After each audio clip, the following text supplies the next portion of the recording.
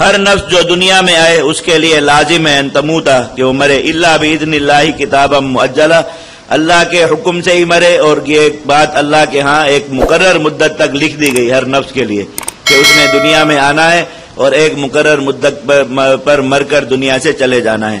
بس جو شخص بھی آخرت دنیا کا بدلہ چاہے گا ہم اسے دنیا کا بدلہ دے دیں گے، اور جو آخرت کا بدلہ چاہے گا ہم اسے آخرت کا بدلہ دے دیں گے۔ وَسَنَجْزِي الشَّاكِرِينَ، ہم قدردان بندوں کو بہت بڑی جزا اور اجر دیں گے۔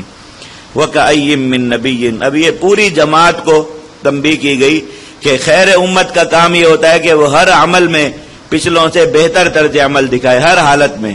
اور یہاں پر جو ہے وہ اللہ تعالیٰ نے تنبیہ فرمائی کہ دیکھو پچھلی امتوں پر بھی میدان جہاد میں یہ تکلیف کے اور جو ہے وہ شکست کے جو معاملات ہوئے ان کے ساتھ، لیکن ان کے اندر یہ ضعف، استقامت، وہن کہ ان کی اجتماعیت ٹوٹنے لگے اور ان کے اندر کمزوری آنے لگے اور ان کے دلوں میں دشمنوں کے سامنے جو ہے وہ استسلام کے خیالات پیدا ہونے لگے، ایسا نہیں ہوا۔ تو تم خیر امت ہو، تمہیں ان سے بھی بہتر طرز عمل دکھانا چاہیے، اور تمہارے تو قریب بھی ان امراض کو اور بیماریوں کو نہیں پٹکنا چاہیے۔ کتنے ہی انبیاء قاتل معه ربیون کثیر، ان کے ساتھ مل کر بہت سے اللہ والوں نے قتال کیا، یعنی ان کی جماعتیں جو صدیقین تھے، ان کے صحابہ تھے، انہوں نے ان کے ساتھ مل کر قتال کیا۔ فما وہنوا لما اصابهم فی سبیل اللہ، تو اللہ کے راستے میں آنے والی تکالیف کی وجہ سے سست نہیں پڑے۔ وما ضعفوا، اور نہ وہ کمزور ہوئے کہ ان کی اجتماعیت ٹوٹنے لگے اور ایک دوسرے پر بات ہے۔ یقینی بات ہے کہ شکست کے بعد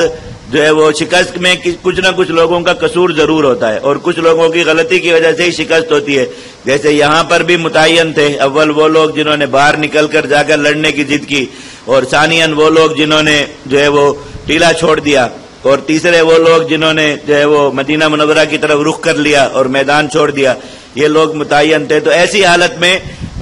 دوسرے لوگ انہی کو قصوروار قرار دینے لگتے ہیں، پھر آپس میں تو میں، تم نے ایسا کیوں کیا، ہم نے ایسا کیوں کیا۔ اس چیز کی وجہ سے اجتماعیت ٹوٹ جاتی ہے، اور مسلمانوں کی اجتماعیت کا ٹوٹنا اصل میں ان کی قوت کو اور طاقت کو توڑ دیتا ہے۔ ضعف کا یہ مطلب ہے۔ اور وہن کہ دل میں دنیا کی محبت اور موت سے کراہیت آنے لگے۔ انسان جب شہداء کو دیکھتا ہے اور لاشیں دیکھتا ہے،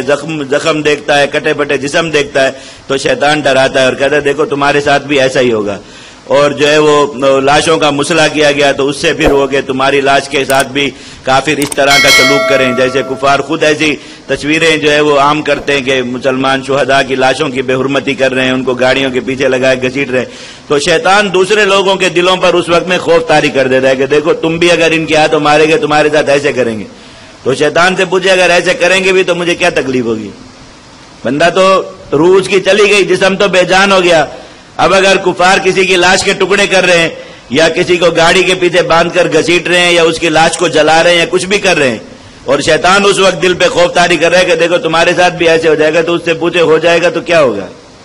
اللہ تعالیٰ نے بتایا کہ شہید کی بے جان جسم زمین پر بعد میں گرتا ہے، اور اس کی روح جو ہے وہ اس سے پہلے اپنے اس مقام تک پہنچ جاتی ہے جو اللہ نے اس کے لیے بنایا، اور وہاں پر اسے دوسرا جسم مل جاتا ہے۔ وہ دوسرے جسم میں روح چلی جاتی ہے، پھر وہ اس جسم کے ساتھ جنت میں سیریں کرتا ہے، گھومتا پھرتا ہے۔ تو اگر یہاں پر اس کا جسم جل رہا ہے جو زمین پر ہے تو یہ تو ایک خالی کھول ہے، کھوکھا ہے،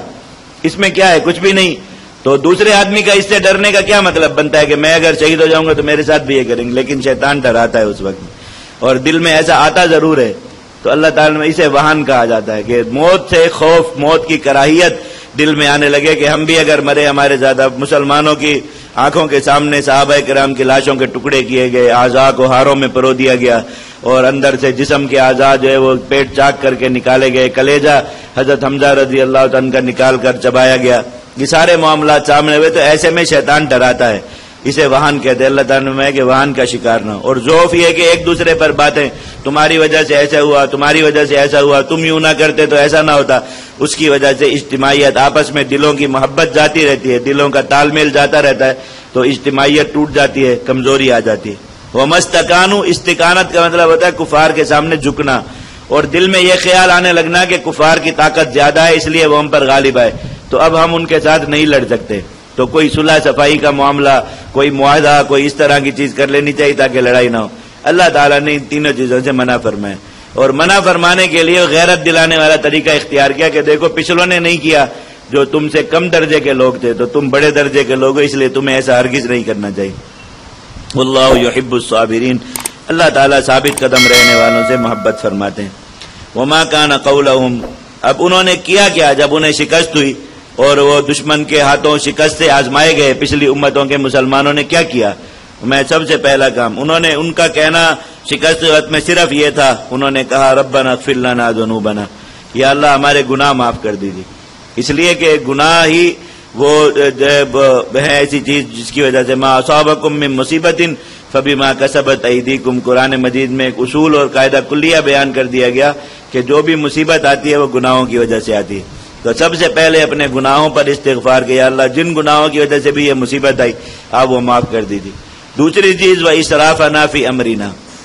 اس کام میں ہم سے جو کمی کوتاہی ہو گئی وہ معاف فرمائی، اس لیے کہ